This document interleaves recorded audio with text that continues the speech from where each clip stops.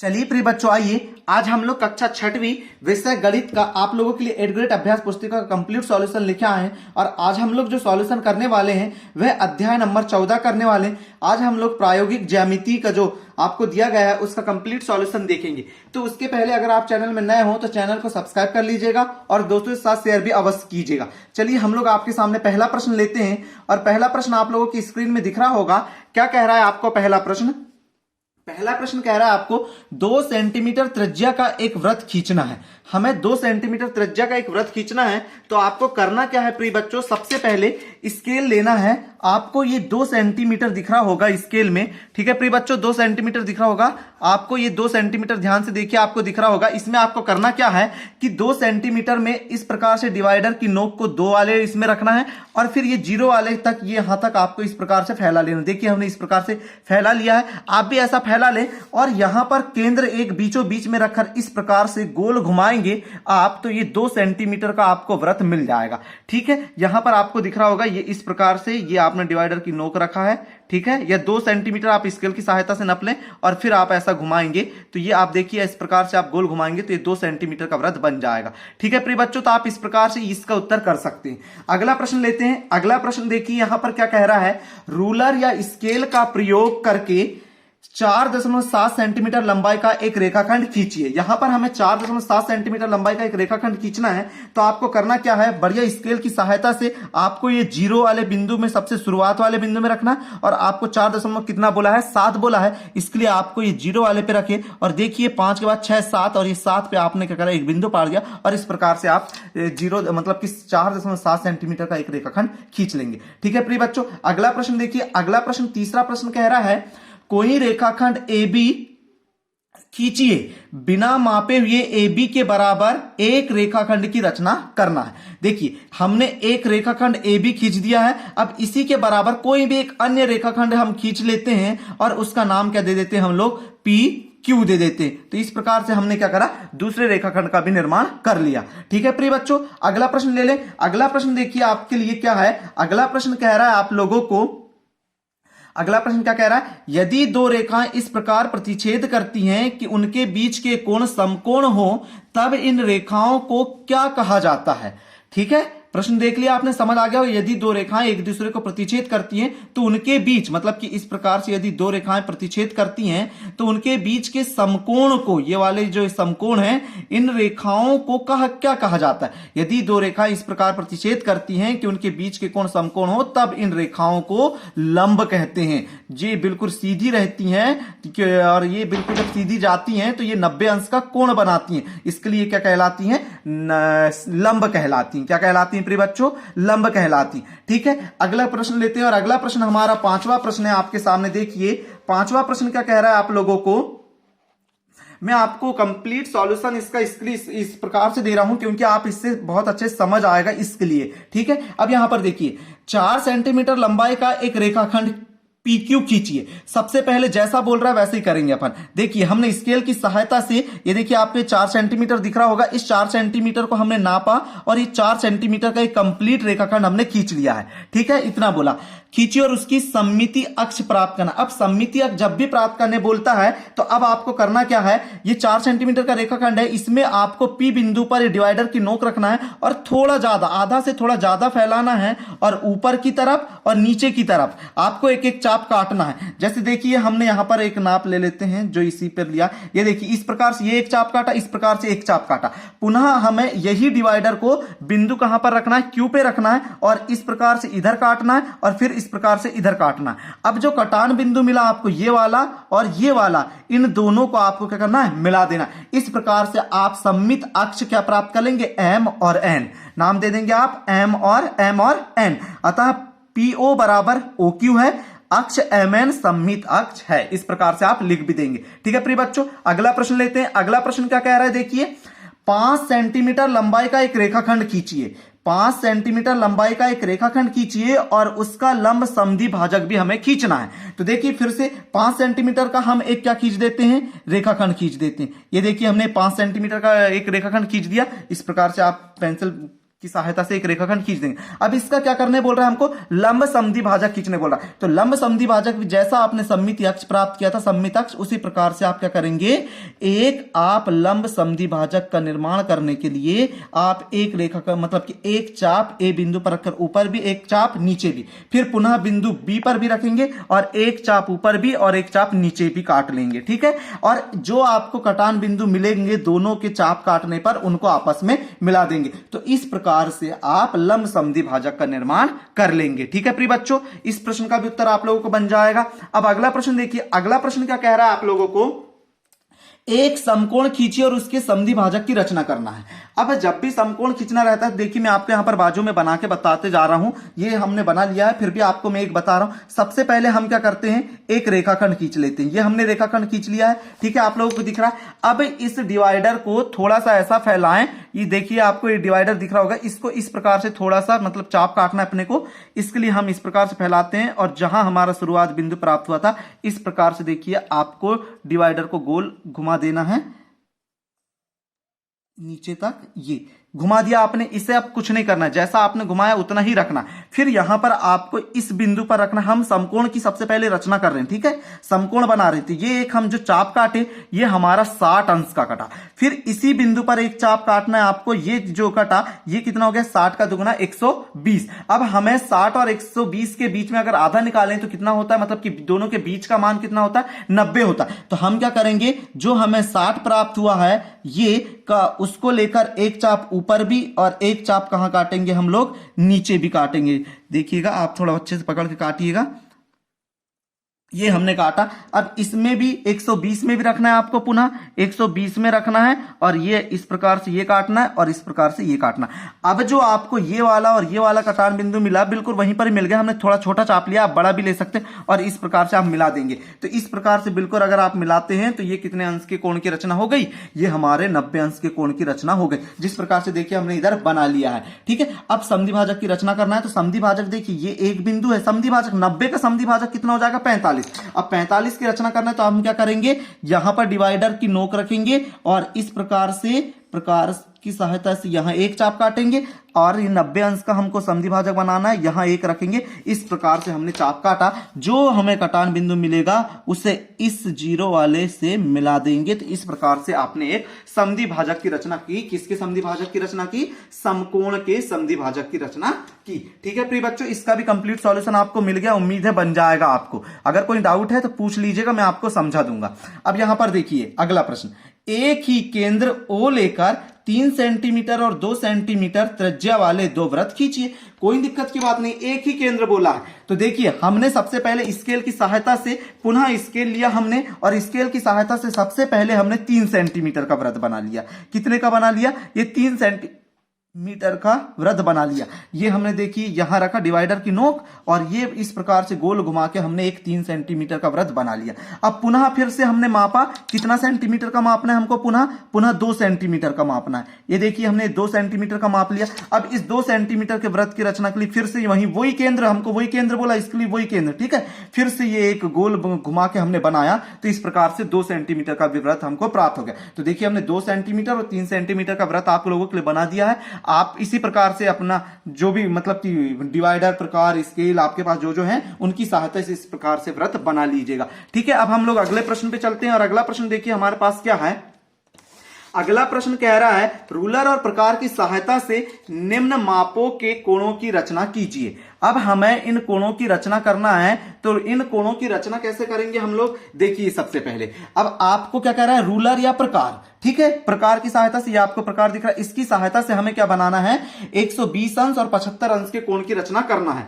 तो ये सिंपल सा है, मैं आपको बताता हूं यहीं पर ही। यहां पर तो जगह थोड़ी कम हो जाएगी, हम कहां कर लें, यहीं कर लेते हैं। देखिए सबसे पहले क्या करेंगे हम लोग, जैसा हमने बनाया था वैसा ही यहां ऊपर बना लेते हैं। ठीक है, ऊपर हमारे पास जगह है तो हम ऊपर बनाते हैं। देखिए हमें सबसे पहले किस कोण की रचना करना है, 120। तो 120 के लिए हम क्या करें, एक रेखाखंड खींच लेते हैं। एक रेखाखंड आप कोई भी माप का खींच सकते हैं। तो यहां पर देखिए थोड़े ऊपर पे थोड़ा अच्छा दिखे, इसके लिए यहां से हम लोग ये एक रेखाखंड खींच लिए। ठीक है, अब करना क्या है, वही डिवाइडर को थोड़ा सा फैलाना है और डिवाइडर या प्रकार को, और इस प्रकार से एक गोल आपको काट देना है चाप।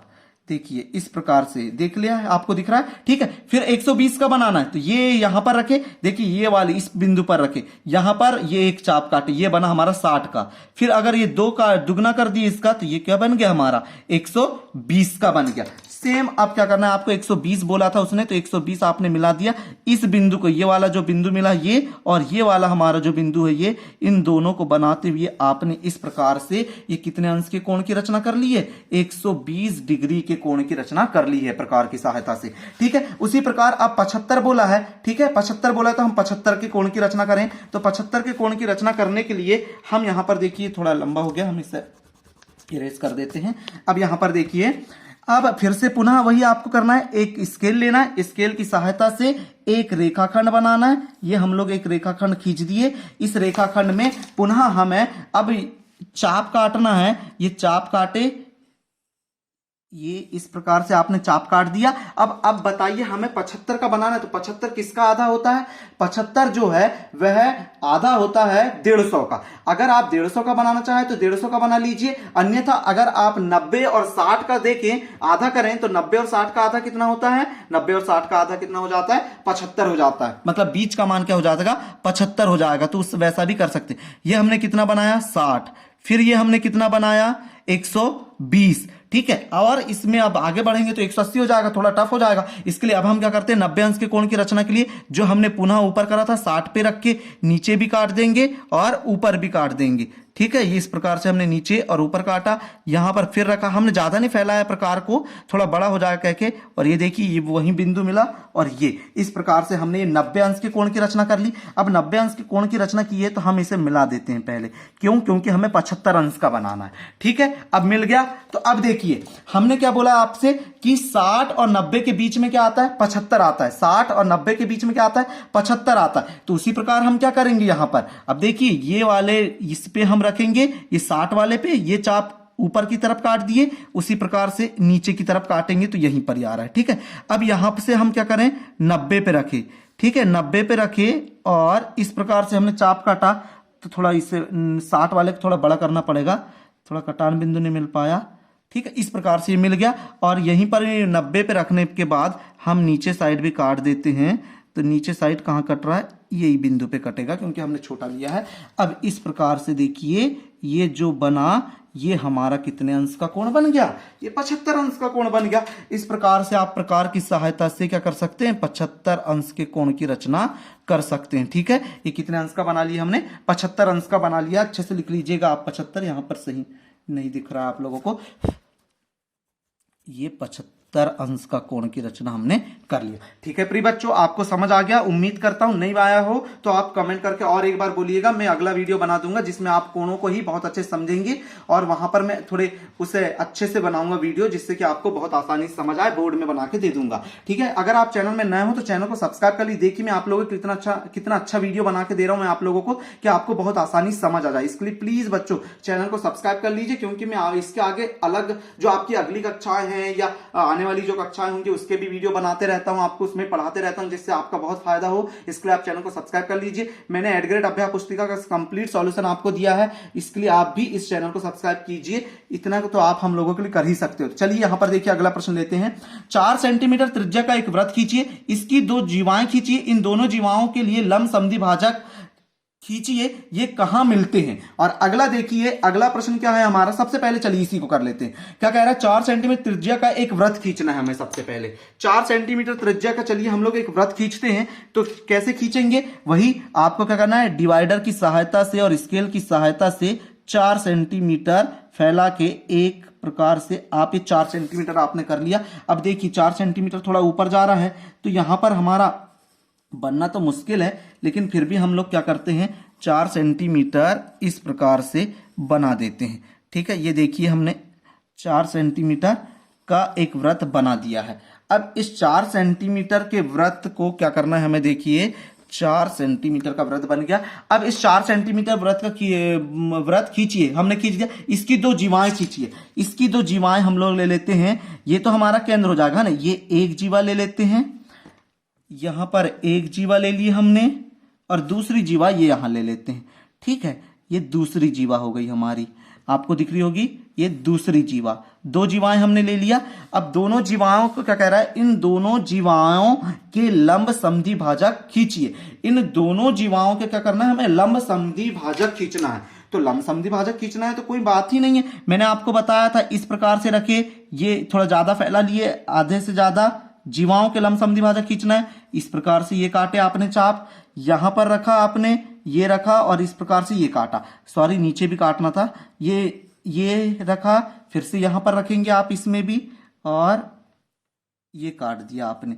ये एक का जीवा का हुआ। अब दूसरी जीवा के लिए भी कर लेते हैं हम लोग। ये रखे वृत्त के केंद्र पे, ये चाप काटा हमने, फिर नीचे भी काटना है, इसके लिए यहीं पे रख के पुनः एक बार फिर से नीचे ये काट दिया हमने। फिर यहां पर रखेंगे आप लोग जो हमें दी गई ये जीवा वहां पर, और ये एक काटा और ये एक काटा। अब इस प्रकार से देखिए, आपको इनके लंब समद्वि भाजक खींचने बोला है, तो ये वाले दो,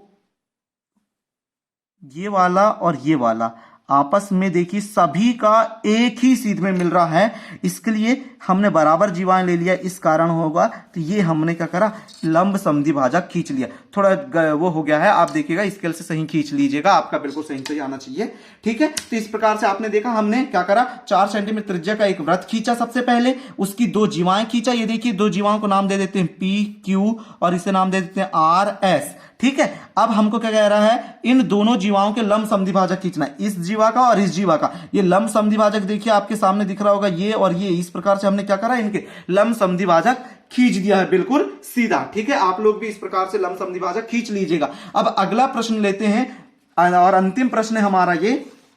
कोई भी डाउट हो तो आप मुझे कमेंट कीजिए, मैं आपको कंप्लीट सॉल्यूशन दे रहा हूं, और कुछ भी डाउट होगा तो मैं आपको पूर्णतः उसका कंप्लीट सॉल्यूशन ही दूंगा, आपको वीडियो बना के दूंगा या कुछ भी करके दूं, पर मैं आपको कंप्लीट सॉल्यूशन दूंगा, ठीक है। यहां पर देखिए अगला प्रश्न क्या कह रहा है, चांदे की सहायता से 80 अंश माप के कोण की रचना करना है। चांदे की सहायता से बोला है तो बहुत ईजी है। हमारे पास देखिए ये रखा है चांदा, ये रहा चांदा, इसकी सहायता से हमें कितने की करना है, 80 अंश के कोण की रचना करना है। ये देखिए ये रहा 80 अंश। तो देखिए यहां पर हम लोग सबसे पहले एक रेखाखंड खींचना बहुत जरूरी रहता है, ठीक है। तो ये हम लोग एक रेखाखंड खींच लेते हैं। आपको जितने सेंटीमीटर का खींचना उतने सेंटीमीटर का खींचिए, कोई दिक्कत की बात नहीं है, ठीक है। ये हमने एक रेखाखंड खींच दिया। रेखाखंड को नाम देना चाहें तो आप ए बी नाम दे दीजिए।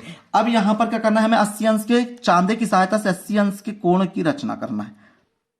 ये अब कहां मिल रहा है हमको 80 अंश, ये देखिए आपको 80 अंश कहां मिल रहा है, ये वाली लाइन में, ये रहा आपका 80 अंश दिख रहा है आपको, ये वाला ही 80 अंश है, जो 100 दिखा रहा है आपको ये 80 अंश है, ठीक है। तो इस प्रकार से हम क्या करेंगे, ये यहां पर आपको दिख रहा होगा ना, ये पहचानते तो आता है ना, ये वाले कोण है हमारे न्यून कोण और ये वाले कोण है अधिक कोण। हमें 80 अंश के कोण की रचना करना था, इसके लिए 80 का बिल्कुल सीधा देखिए तो ये 80 मतलब 100 वाली जो लाइन है वही क्या है 80 का है, इसके लिए हमने 80 का यहां से बिल्कुल सीधा बना लिया। अब हम क्या करेंगे, जो हमें बिंदु मिला था, देखिए आपको बिंदु दिख रहा होगा, ये जो बिंदु है ये वाला, ये बिंदु हमारे 80 अंश के कोण की रचना के लिए है। तो इस प्रकार से ये वाला प्रारंभिक बिंदु और ये बिंदु को हमने मिला दिए, इस प्रकार से ये कितने अंश के कोण की रचना हो गई, ये 80 अंश के कोण की रचना हो गई। तो इस प्रकार से हमने प्रिय बच्चों आपको जो दिया गया था अध्याय, उसका हमने कंप्लीट सॉल्यूशन देख लिया है। अध्याय नंबर 14 था हमारा प्रायोगिक ज्यामिति, इसका हमने पूरा कंप्लीट सॉल्यूशन देख लिया। अगर अब आपको कोई भी दिक्कत हो तो हमें कमेंट कीजिएगा, हम इसका उत्तर आपको अवश्य देंगे। लेकिन आप हमारे चैनल को सब्सक्राइब कीजिए, क्योंकि इतनी मेहनत से हम आप लोगों के लिए वीडियो बना रहे हैं, तो आप चैनल को सब्सक्राइब कीजिए और ऐसे ही वीडियो के लिए हमारे चैनल में लगातार बने रहिए और लाइक और शेयर भी अवश्य कीजिएगा। अब हम लोग अगले वीडियो में मिलते हैं इसके बाद वाले में, ठीक है प्रिय बच्चों। जब तक के लिए थैंक यू, धन्यवाद आपका। सब्सक्राइब अवश्य कीजिएगा जिससे आपको आसानी से अगला वीडियो आसानी से मिल सके, ठीक है प्रिय बच्चों, मिलते हैं, बाय।